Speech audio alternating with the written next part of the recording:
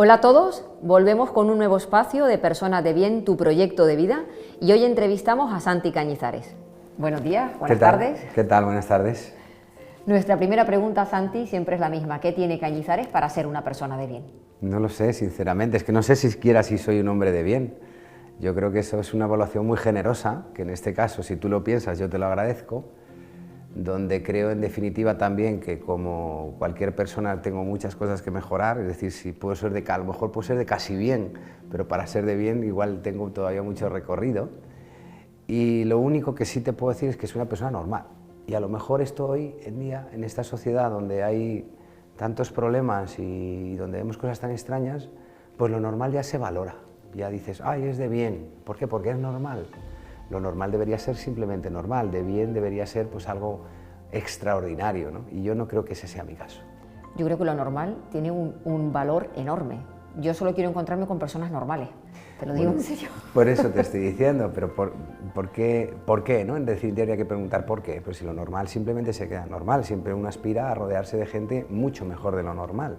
Pero tenemos un problema, una contrapartida, que yo creo que hay una degeneración un poco de nuestra sociedad en los últimos años, donde mucha gente no llega a lo normal y cuando encuentras a alguien normal ya te sienta bien. ¿Distraer a un delantero que va a tirarte un penalti es de portero de bien? Hombre, yo creo que lo que no está bien es pitar el penalti, ¿no? Habría que preguntarle al árbitro lo primero. La competición es algo que a mí me ha apasionado siempre y ha sido maravilloso, donde utilizas absolutamente todas las armas que te pasan por la cabeza para tratar de conseguir tus objetivos. A mí lo que más me gusta de la competición es que durante 90 minutos nos peleábamos, ¿no? En el sentido futbolístico de la palabra. Y yo tenía rivales que eran tremendamente amigos míos y además jugaban de delanteros algunos de ellos. Y sin embargo acababa el partido y es que con el pitido se nos iba esa ira deportiva y nos dábamos un abrazo y había ganado él o había ganado yo. Y eso me ha gustado mucho porque he tenido muchos amigos de ese calibre. A mí me parece que eso es nobleza. No, eso en definitiva es conocer perfectamente en dónde te estás moviendo, que ahora mismo llevas una camiseta y yo llevo otra y amigo, pues nos pagan para que tratemos de ganar. Y cuando acaba el partido, pues no nos olvidamos que somos grandes amigos y que hemos compartido muchas cosas dentro del fútbol, en la selección, o alguna vez porque hemos sido compañeros en el mismo club, y que no por llevar camiseta distinta, pues somos personas distintas, porque el destino nos ha llevado a alguna forma a defender la camiseta de un club. Que también es distinguir, ¿no? Rivalidad deportiva de lo que es rivalidad tal vez más humana o personal. Que de hecho las aficiones tienen mucho, tenemos mucho que aprender también. El fútbol sin rivalidad, el fútbol tiene que haber rivalidad, pues no tiene sentido. Si hacemos un partido donde da igual quién gane o donde da igual quién drible a otro, pues yo creo que no existe el fútbol sin rivalidad. Lo que hay que entender es que el fútbol llega un momento que acaba el partido y ahí donde acaba el partido tienen que acabar las hostilidades, yo creo, ¿no? Y en ese sentido sí que tenemos a lo mejor que madurar un poco porque da la sensación que estamos permanentemente enfadados con el rival cuando no hay combate. Cuando hay combate, pues el boxeo, por ejemplo, es un deporte muy noble donde se pelean y se golpean y se hacen mucho daño, que yo a veces pienso, digo, estos hombres, y sin embargo, antes de la pelea y después de la pelea, pues son tremendamente nobles, o el rugby, ¿no? Están un poco más, a lo mejor más avanzados, pero para eso también hay que hacer un poco de deporte, ¿no? Yo creo que hay que comprender el deporte desde la práctica. ¿Cómo te ha ayudado a nivel personal tu profesión, ser portero? Bueno, a mí me ha ayudado en todos los aspectos. Yo era una persona que vivía en un pueblo maravilloso, Puerto Llano, una familia maravillosa, humilde, clase media-baja y a mí el fútbol me ha dado absolutamente todo, a nivel personal, a nivel profesional, a nivel social, a nivel económico, todo. No sé, a nivel económico, pues mi madre quería tener un piso en la playa toda la vida, nunca pudo tenerlo, pues mira, qué mejor sitio que Valencia para tenerlo, y yo se lo pude comprar. O a nivel social, pues me ha gustado conocer a mucha gente a la que he admirado, que sin ser futbolista no hubiera podido ser. Entro en un restaurante y veo una persona a la que admiro, me puedo dirigir a ella porque probablemente me conoce y tiene un detalle conmigo, no se para a saludarme. A nivel profesional, pues yo nunca hubiera imaginado poder jugar al fútbol al nivel que he jugado y poder hacer feliz a toda una ciudad ganando una liga o ganando una Champions o ganando una Europa League y eso es muy satisfactorio también. es muy satisfactorio el poder ver la televisión cuando eres niño y ver el fútbol de primera división, el fútbol de élite y soñar con eso y finalmente conseguirlo, pues te deja una satisfacción enorme. A mí el fútbol me ha dado todo. Yo tenía un entrenador que decía, pues ustedes cuando se vayan a dormir cojan la pelotita, le dan un besito y la aparcan aquí, el argentino, la aparcan aquí al lado suyo, a un costado suyo, ¿no? Y lleva toda la razón. Todos tenemos mucho que agradecerle al fútbol porque el fútbol es un deporte maravilloso y la profesión de futbolista, yo siempre he dicho que es la más bonita que hay. ¿Y la soledad de los porteros es cierta? Sí, claro que es cierta. Tú sales al campo de fútbol y estás tú solo. Estás tú solo y bueno, interactúas con los defensas, pero al final tus decisiones son propias, tus decisiones son distintas a los demás y puedes pasarte muchos minutos sin tocar la pelota y ahí es donde tienes que hacer un ejercicio mental de concentración, de activación, porque en cualquier momento tienes que pasar del 0 al 100, ¿no? Luego no te vengas al 0, no te relajes. ¿En qué momento te das cuenta, cuando eras pequeño, que vas a vivir del fútbol y que te vas a convertir en profesional del fútbol? Me lo dijo un entrenador. Yo tenía 15 años, estaba en el Calvo Sotelo de Puerto Llano, en el juvenil, y entonces se lesionó un portero del primer equipo en verano, en pretemporada, me subí al primer equipo a entrenar con ellos para completar el entrenamiento, porque no había gente, no había porteros suficientes y estuve trabajando ahí 15 días, el mes de agosto, y ya pues llegaban las clases, ¿no? Yo iba al instituto y entonces, joder, este chico, bueno, es que ahora va a ir al instituto por la mañana, no va a poder venir a entrenar, porque entrenaba por la tarde con el juvenil. Entonces me cogió a mí, me cogió a mi padre y me dijo, mira, yo creo que es que tú puedes ser futbolista, tú puedes vivir del fútbol, si te lo propones, si te esfuerzas, si eres capaz de poner todo el empeño que hay que poner aquí, pues tú puedes serlo. Entonces yo te recomiendo que lo intentes, porque es muy bonito y te veo con mucha pasión. Estudia por la tarde, entrena por la mañana con nosotros en el primer equipo, etcétera, etcétera. Este entrenador se llama Eduardo Caturla, luego tuve una experiencia con él en un equipo de segunda división, en el Mérida y demás, y él me lo dijo. Y bueno, pues yo me lo creí, en el sentido que digo, bueno, pues voy a intentarlo y voy a poner absolutamente toda mi parte. Unos meses después me fui a jugar al Real Madrid Juvenil, me fichó el Real Madrid Juvenil y ya entendí, en el momento que tú ya sales de tu casa, ya le das prioridad al fútbol antes que a cualquier cosa de tu vida, ya no es juego en el equipo de aquí, del pueblo, que me lo paso muy bien, ¿no? Sino ahora ya hay que jugar para ganar todos los días y hay que tener un comportamiento de la cantera de un gran equipo, etcétera, etcétera, ¿no? Y luego hubo otro momento en donde Juan Gómez Juanito, en paz descanse el hombre, en esa época del Mérida, que primero, fíjate casualidad, ese año de Mérida, pues primero empieza Eduardo Caturla, que es la persona que unos años antes me había dicho que tú podrías ser futbolista. Y luego Juan Gómez Juanito, estando entrenador en el Mérida, me dice, tú puedes jugar en primera división, tú puedes jugar en la élite, no sé si en el Real Madrid, pero tú puedes jugar en la selección algún día. Yo digo, este hombre, yo estoy jugando en segunda división. Y es otro de lo que me inspiró, porque al final, aunque me veas así muy seguro, yo creo que también en muchos momentos de mi vida me ha faltado algo de autoestima. Y creo que a todo el mundo también le viene muy bien que le digan, mira una cosa, tú vales, no te relajes, pero tú vales, ¿no?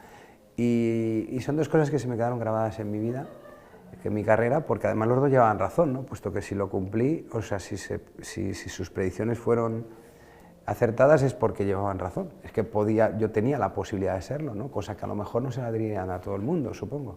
En psicología hablamos del efecto Pigmalión cuando ocurren este tipo de situaciones, que son aquellas personas, aquellos líderes, en este caso entrenadores, que son capaces de detectar un talento en ti y hacerte creer algo que tú tienes, pero que tú no sabes que tienes. Y te transmiten esas expectativas positivas y esa confianza de tal manera que uno termina creyéndose lo bueno que puede ser y a través de valores como el esfuerzo y el trabajo lo convierte en realidad.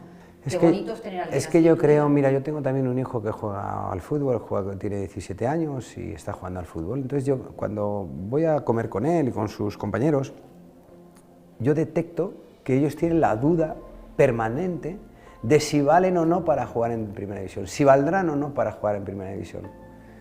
Y esa duda, hasta que no lo vean con sus ojos, pues quizá la van a seguir teniendo, ¿no?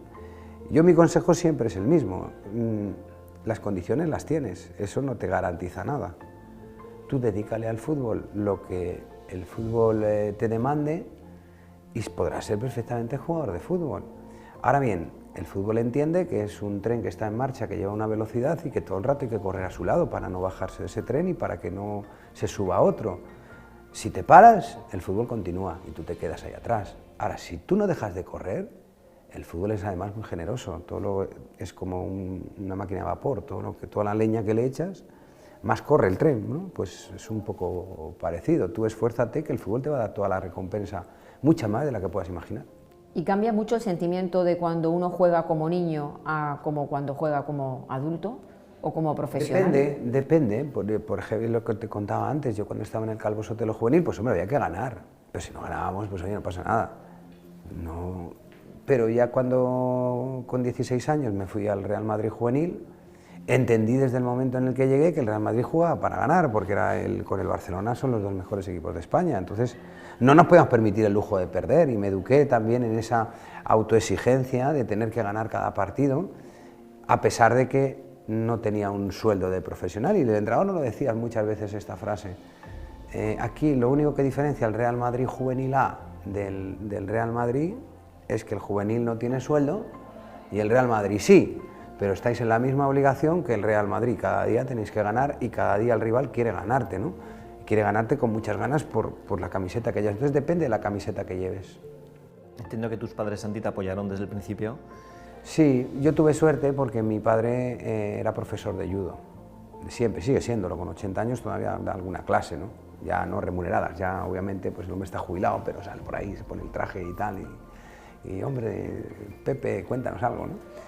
Entonces era un profesional del deporte, tenía que combinar de alguna forma su trabajo con otro trabajo porque el judo no da para comer, pero era un profesor de judo, árbitro nacional, entrenador nacional, entonces él sabía lo que era el deporte, sabía lo que era la competición y aparte el judo es un deporte extraordinario en valores, al que yo recomiendo a cualquier persona iniciarse en el judo y a cualquier padre llevar a su hijo a judo porque es muy rico en valores, ¿no? Entonces, para mi padre dejarme en Madrid a jugar al fútbol de forma semiprofesional y demás, pues no solamente que me apoyó, sino que era una ilusión que yo me dedicara al deporte. Y mi madre, pues, mi madre tenía ni idea de fútbol, absolutamente ni idea, pero a partir de ahí, al día siguiente que yo me fui con 16 años, empezó a leer el Marca y el As, que era lo que había en aquel entonces, todos los días, ¿no? Entonces, 3 o 4 años después, ya conocía absolutamente todo. Se involucró conmigo también. ¿Qué podemos decirle a los padres de niños que están jugando al fútbol para que se comporten como padres de bien? Que tengan mucha calma, que se hagan la pregunta, ¿por qué si mi hijo va a música, yo lo llevo a las 8 y lo recojo a las 9 y ya está, ¿no? ¿Y por qué si va a fútbol, yo sueño con que mi hijo sea futbolista? Yo he escrito un libro que aprovecho para recomendarlo, que se llama Papá, quiero ser futbolista, que es la historia, pues, lo que siente un padre a partir de que llega su hijo y dice, papá, quiero ser futbolista con 8 o 9 años. Bueno, pues vamos a una escuela de fútbol, ¿no? Y a partir de ahí todos los errores que se cometen. Y yo se los regalaba a los compañeros de mi hijo cuando mi hijo tenía 8 o 9 años. Y todos decían, llevas toda razón, toda razón. Digo, sí, digo, pero ahora cuando empiece el partido, el libro lo rajamos y vamos a ganar, ¿no? Como sea, ¿no? Y ahí cuento alguna experiencia y demás donde es fundamentalmente que tengan mucha calma. Que el fútbol lo entiendan hasta los 16, 17 años, que lo entiendan como una actividad deportiva, que por lo tanto, al ser deportiva es muy sana, que lo entiendan como un trabajo también en grupo, que lo entiendan como unos principios, unos valores y una disciplina que viene francamente bien y que no se preocupen de mucho más. Yo te cuento una pequeña experiencia, había un chico que jugaba de delantero y su padre estaba enfadado porque el entrenador lo ponía de defensa. Es que mi hijo es delantero, no es defensa. Y vamos a ver, ¿cuál es el problema que tienes porque tu hijo sea defensa de delantero? Porque te gusta más que sea delantero, pero realmente tu hijo, analizando las cualidades que tiene, es mejor defensa. Pienso, yo estoy de acuerdo con el entrenador. Ah, pero es delantero. Y el problema que tiene tu hijo es que ahora mismo, pues de defensa, pues está un poco como peor visto. Digo, ¿y si es Piqué y gana un mundial y se casa con Shakira? Eso sí te gustaría, ¿no? Así es que piensa que va a ser Piqué, hombre, y no sufras. Estuviste en 2 ocasiones, ¿no?, a punto de tocar la gloria en Europa. Bueno, la gloria la tocasteis, pero quedasteis subcampeones, ¿no?, de Copa Europa. Entiendo que llegar hasta ahí es tremendamente complicado. La mayoría de los jugadores profesionales de fútbol no alcanzan, ¿no?, ni la final, ni ganarla, ni semifinales. ¿Cómo te recuperas de ese mazazo, ¿no? Con la ilusión que tienes que tener todos. Es que para mí no fue un mazazo, de verdad lo digo, para mí no fue un mazazo. Yo hago un análisis un poco más profundo, o sea, llegas a una final de Champions, un equipo que no ha ganado nunca la Champions y quieres ganarla. Y la pierdes y te pones a llorar, como yo me puse a llorar, porque todos nos pusimos a llorar, unos ahí delante de la cámara y otros en su casa, y cada uno como podía, le salían los sentimientos a cada uno como podía, cierto, porque oye, quieres ganarla. Pero si analizas globalmente la situación y no analizas solamente lo que has perdido el título, entiendes primero que el Valencia en ese momento era un club ejemplo en toda Europa por las gestas que estaba haciendo, que a nivel económico se recuperó bastante porque todo eso generaba muchos ingresos, que los jugadores de fútbol tuvimos más ofertas que hemos tenido en nuestra carrera, que el que se quiso quedar aquí amplió su contrato en cuestión de años y de salario. El que se quiso marchar triplicó su salario, o sea, fue todo bonanza. Y entonces, ¿qué hacemos? ¿Lamentamos haber estado en la final de Champions y haberla perdido? Es algo egoísta ese examen, ¿no? Yo creo que para llegar ahí disfrutamos un montón, en la semifinal, en los cuartos de final, en los otros octavos de final, en la liguilla de grupos, y aquello no dejó miseria a nadie. A nadie, que nos llevamos un disgusto el último día y bueno, pues a ver si vamos otra vez a otra final y la volvemos a perder y que vayamos todos los días, porque sabes que desde entonces la vemos por la tele, no está nunca el Valencia, las vemos aquí en Valencia por la tele y yo muchas veces lo digo, oye, que no pasa nada si se va a otra final y se pierde, porque es que además la final no la juegas contra un equipo malo, la juegas contra un equipo de los más poderosos de Europa, o sea que no es ninguna vergüenza. Me ha encantado la respuesta, Santi. Y también tuviste una época en el Valencia de varios meses de no estar convocado. ¿Cuál es la motivación para cuando estás en ese punto, un mes, otro mes de no perder la profesionalidad? Hay dos formas distintas. Una puede ser, que también me ha sucedido, no en el Valencia, pero me ha sucedido en otros equipos, que el entrenador no cuente contigo porque considera que hay otros mejores. Y entonces tú, pues, lo que tienes que tratar es seguir trabajando, no para el entrenador, sino a lo mejor para ti, y buscar una salida a ese problema, ya sea en otro club o en otra categoría directamente. Eso es una decisión deportiva, a la que hay que asumir y respetar absolutamente, y que en definitiva pues forma parte del juego, ¿no? O sea, unas veces te van a elegir a ti, otras veces te van a elegir a otro. Si no te eligen a ti, pues búscate a un sitio donde te elijan y ya está. Y sigue trabajando y disfrutando de la profesión, que no merece la pena estar amargado, que yo, por cierto, he estado muchas veces amargado. Otra cosa distinta es cuando ya la decisión no es deportiva, cuando la decisión tiene que ver con caprichos, con los caprichos de los directivos, con los caprichos de los presidentes, con los caprichos de la gente de los despachos que en su vida han jugado al fútbol y ni saben absolutamente nada de fútbol, ni tienen horas de fútbol, ni ven un entrenamiento, ni tienen ni idea de lo que siente un futbolista, ni jamás ni siquiera lo han tratado. Y esa gente, por desgracia, toma decisiones y cuando la situación no es deportiva, pues con más razón, más que motivarte para salir adelante, lo que tienes que tratar es de buscarte un sitio mejor, serio, donde trabajar. A mí coincidió con mi retirada, fueron los últimos meses en el Valencia. Siempre dije, que quede bien claro y repito, que esos 6 meses nunca enturbiaron una relación de 10 años que yo tuve con el Valencia maravillosa, y de hecho yo ahora mismo hablamos de esto, pero ni me acuerdo. Pero una cosa es la entidad y su masa social y otra cosa son las personas. Las personas en muchos casos se meten en el fútbol y están tremendamente equivocados, fundamentalmente porque no han tenido una formación para dirigir un club. Tú acabas de comentar que ha habido momentos en los que has estado muy amargado. Realmente emociones intensas como estar amargado, la tristeza o la alegría son las que consiguen fijar los recuerdos en nuestra memoria.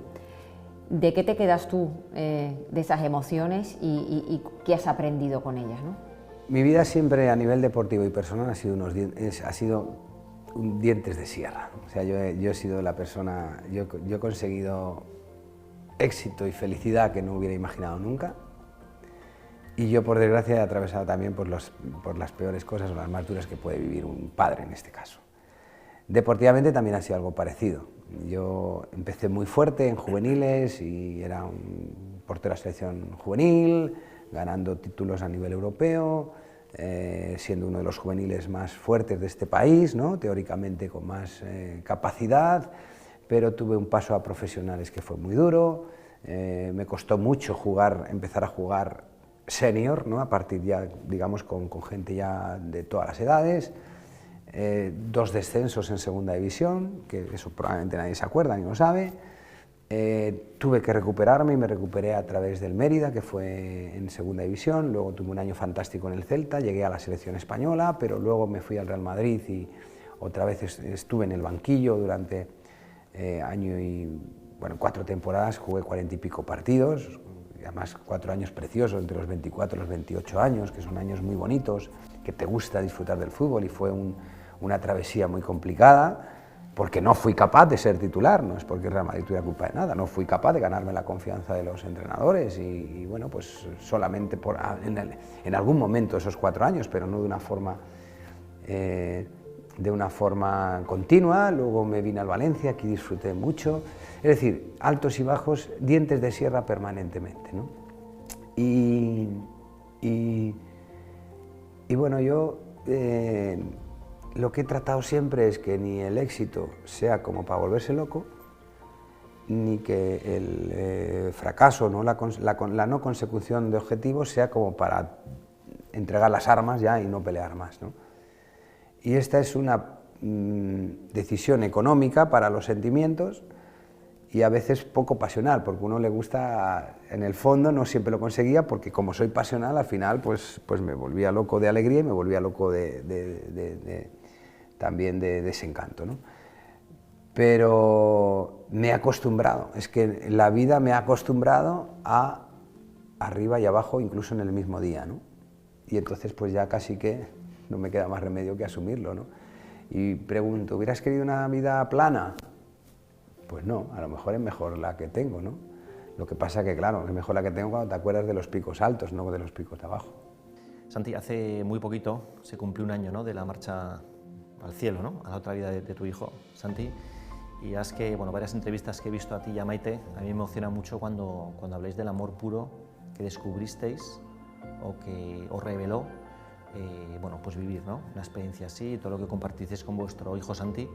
Y te quería preguntar, ¿cómo definirías este amor puro? Bueno, eso fue la historia de Santi es una película espectacular, sinceramente. Yo desde que nació Santi siempre pensé que era un niño distinto. A mí mi mujer me decía, claro, como solo tienes niñas, pues claro, te gusta más el niño, ¿no?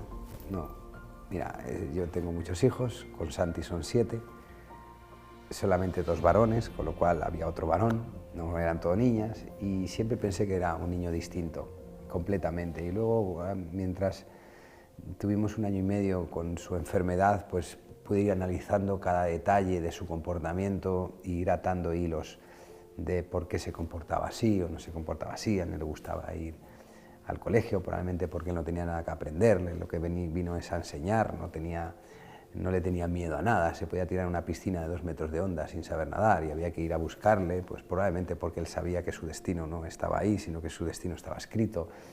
Hay un montón de historias que te podría contar sobre lo que nos sucedió. Lo cierto es que nosotros luchamos y él luchó con una dignidad extraordinaria para tratar de superar una enfermedad que era imposible superarla porque era un cáncer germinal, ¿no?, que se produce en la germinación del individuo cuando está en el feto, con lo cual, a pesar de que esto debutó con 3 años y medio, en la enfermedad, pues los 3 años y medio primeros fueron maravillosos, un niño con una fortaleza brutal, pues ya sabíamos que iba a ser muy complicado, ¿no?, porque podíamos limpiar su organismo, pero su organismo se seguía ensuciando en el momento que dejáramos de limpiar y en algún momento no se iba a poder limpiar más. Y fue muy duro afrontar esa situación, saber que vas a perder a tu hijo, pero también muy gratificante el hecho de que tengas el convencimiento de que la muerte no es el final, de que se marcha a otro sitio, a otro lugar, probablemente mucho mejor que el que estamos aquí, probablemente más cerca de Dios que los que estamos aquí. Y al final mi mujer siempre dice que son los hijos los que eligen a los padres desde allá arriba, ¿no?, y él nos eligió a nosotros y debemos de sentirnos siempre muy agradecidos. Bueno, yo creo que en una situación así es fundamental tener amor en la pareja, en la familia en general y sobre todo tener fe. Creo que son las 2 armas que una persona puede tener porque muchas veces es imposible luchar contra algo que no se puede superar, ¿no?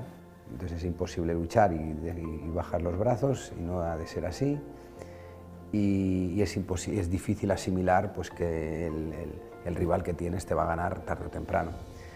Pero ha sido una experiencia que nos ha, yo creo, mejorado a todos a nivel personal, porque te das cuenta, evidentemente, cuando te pasa algo así, de cuántas cosas nos rodean y nos andan preocupando cuando ninguna de ellas tiene demasiada importancia, ¿no? Si me volvieran a preguntar, y acabo, si volvería a tener esta experiencia de mi hijo Santi, yo te diría que sí, que creo que, como he empezado diciendo, ha sido una película tremenda, de donde se pueden sacar grandes conclusiones y donde a toda la familia nos ha enriquecido.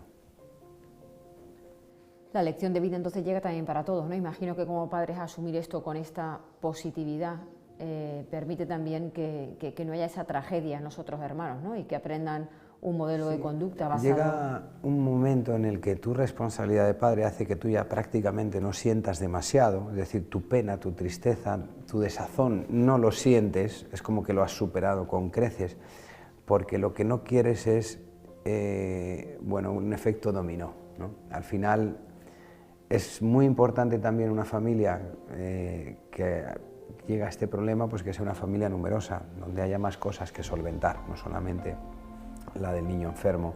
Entonces yo regresaba a lo mejor cansado, agobiado del hospital a las 9 de la noche, pero mis hijas no se habían ido a dormir porque querían ver a su padre o a su madre, llegar a casa y saltaban a darle un abrazo a su padre porque lo echaban de menos, porque ellas también estaban sufriendo, y esa energía de los niños yo creo que es vida pura, ¿no? Entonces nosotros, si te digo la verdad, hicimos todo lo posible por Santi, pero nos preocupamos más por ellas, por el resto de las chicas de la familia. Santi es trillizo, nació con 2 niñas que le acompañaron en esta cruzada, y además pues tiene una hermana de 9, otra hermana de 12, una hermana de 17, otra hermana de 22, en fin, de todos los, digamos, de todas las edades. Y ya digo, por Santi luchamos y trabajamos, y la gran preocupación era también fundamentalmente las demás, que no sufrieran de alguna forma o entendieran la marcha de su hermano, que para ellas iba a ser muy duro.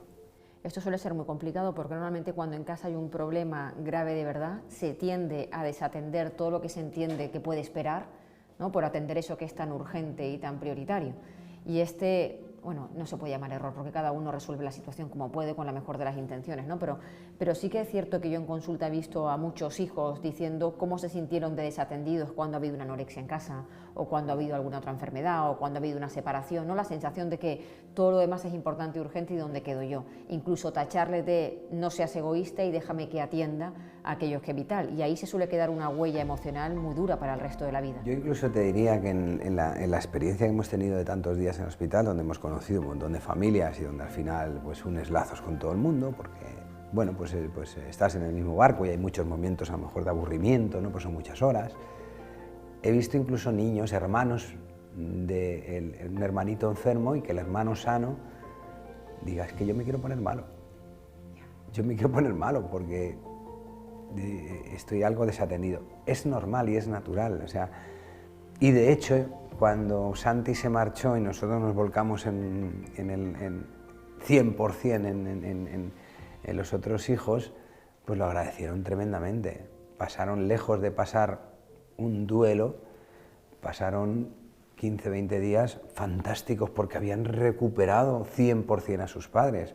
Siempre los tuvieron y siempre estuvimos pendientes, pero es imposible darles la misma atención o simplemente la atención habitual.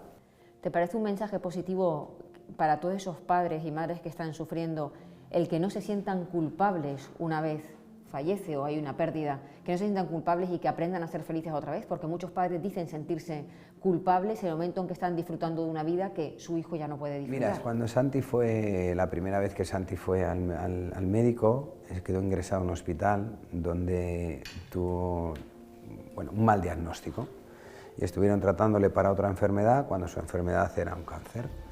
Esto le produjo pues que no resolvió obviamente absolutamente nada, y tuvo episodios de pérdida de conocimiento y de entrada en coma. Esa entrada en coma, ahí ya lo cambiamos de hospital y nada más llegar al nuevo hospital tuvo 2 infartos cerebrales que por fortuna lo sacaron adelante, grandes profesionales lo sacaron adelante, y luego pudo pues durante 1 año y medio poder ir luchando con su enfermedad, pero tuvimos la fortuna de disfrutar de él ese año y medio, que era, ahí es donde venía la gran enseñanza, ¿no? Yo me he preguntado muchas veces, ¿por qué no lo llevamos directamente al otro hospital? Hubiéramos evitado a lo mejor que entrara en coma y que tuviera los 2 infartos y que luego en el año y medio pues no pudo hablar, tuvo una hemiparexia en el brazo y la mano izquierda no pudo moverla igual, bueno, pues porque tuvo esos infartos. Yo me he preguntado muchas veces, y mi mujer también, ¿por qué no nos dimos cuenta que no mejoraba, que no lo llevamos, no lo sacamos de aquí? Y siempre tienes una parte de culpabilidad para intentar hacer mejor las cosas. Pero bueno, yo siempre le decía, oye, que lo hemos llevado a un hospital, que lo hemos llevado a un bar. No es que el niño esté malo y hemos dicho, vámonos de cañas todos, que aunque esté malo te aguantas. No, hemos ido a un hospital. Y en el hospital, pues lamentablemente no han podido resolverlo y hemos perdido un tiempo maravilloso que ya podría haberse ido tratando y no hubiera entrado pues en esta crisis que entró, ¿no? Yo no creo que seamos culpables, porque yo creo que estos niños desde el primer momento que nos los envían ya vienen con una lección que enseñarnos y ya vienen con, bueno, pues una ruta preconcebida. Para mí, mi mujer dice una cosa y también yo estoy de acuerdo con ella, o sea, es un niño de Dios en su vientre, en el vientre de mi mujer, pero en realidad es un niño de Dios, es un niño que nos ha enviado probablemente para darnos un aviso a todos de qué estamos haciendo cada día en lugar de hacer el bien y disfrutar mucho más y ser más personas en vez de tan borregos, con todo el respeto para los borregos, que a mí me encanta el campo y la ganadería. Yo creo que hay, Santi, como dos niveles, dos partidos, ¿no?, distintos que tuvisteis que luchar. Uno el de la enfermedad, que bueno, pues ganó, ¿no?, la enfermedad, pero luego hay otro que me parece como a otro nivel, que es el de la vida, que es un poco el del sentido, de por qué, ¿no? ¿Por qué nos pasa esto? ¿Por qué la enfermedad? ¿Por qué la muerte? Que me parece que ahora hay mucha gente que sin tener ninguna enfermedad, ni ninguna catástrofe, ¿no?, ni personal, ni en su entorno, pues sí que hay una ausencia, ¿no?, de sentido, de qué hago aquí, ¿no?, cuál es nuestra misión. Y me parece que esta, bueno, por los vídeos que he visto en las entrevistas, que la ganasteis por goleada, este partido, ¿no?, yo creo que es más importante. Y quería preguntarte por el papel que jugaron la fe, los valores. Bueno, yo ya te lo he comentado, o sea, nosotros jugamos con buenas armas. Esta pelea por la vida de Santi, evidentemente no la pudimos pelear con las mismas armas que tenía la enfermedad, pero esta pelea por el resto de las cosas teníamos buenas armas. La primera arma que teníamos era una familia donde el padre y madre se quieren. Eso es muy importante, porque una cosa es estar casado y otra cosa es quererse. Y yo creo que cuando pasan los años, pues hay desgraciadamente muchos matrimonios que no se quieren y hubiera sido todo mucho más difícil. Segundo, una familia numerosa, donde la energía que pierdes en el día a día la recobras cuando además unas 2 niñas de la misma edad de Santi vienen y te dan un abrazo, ellas 2 y el resto, pero ellas 2, que es que tienen como el mismo olor, el mismo sabor, ¿no? Y es gratificante, o sea, es una recarga de pilas cada vez que llegabas a casa. Y la fe, por supuesto. La fe, bueno, yo creo que, vuelvo a repetir, he tenido también la fortuna durante todo este proceso de escuchar las señales que mi hijo me ha mandado, a mi mujer y a mí, a toda la familia, y por eso estoy convencido que no es una situación normal. Y yo, repito, desde que nací, dijo, este niño es especial, y este niño pues, nos lo ha enviado Dios por un tiempo, con una misión. Vosotros sabréis, si sois capaces de interpretar lo que os quiere decir en cada momento, por todas sus actitudes, por todo lo que le está pasando y por todo lo que le va a pasar, y obviamente este niño tiene que estar aquí a mi lado, porque este niño es un préstamo, ¿no?, por decirlo de alguna forma. Yo tengo esa fe, y mi mujer también tiene esa fe, la hemos tenido siempre, pero es que además hemos tenido la suerte de poder percibirlo, de poder percibir que Santi no era un niño normal desde el primer momento, y ha habido un montón de situaciones paranormales que podríamos estar aquí hablándolas y explicándolas, y que para mucha gente serán casualidades, pero que han existido y nos han dejado mucho más tranquilos. Pues Santi, muchísimas gracias. Sé que tienes que marcharte. Yo seguiría hablando de verdad media hora más porque me parece interesantísimo y hay muchas cosas que se nos han quedado. Igual un día te llamamos para hacer la segunda parte. Ha sido un placer y gracias por compartir este rato con nosotros. El placer ha sido mío, porque además me he sentido muy a gusto y no ha hecho falta tener que contar cosas ordenadas, sino simplemente sin filtros. Gracias, Santi.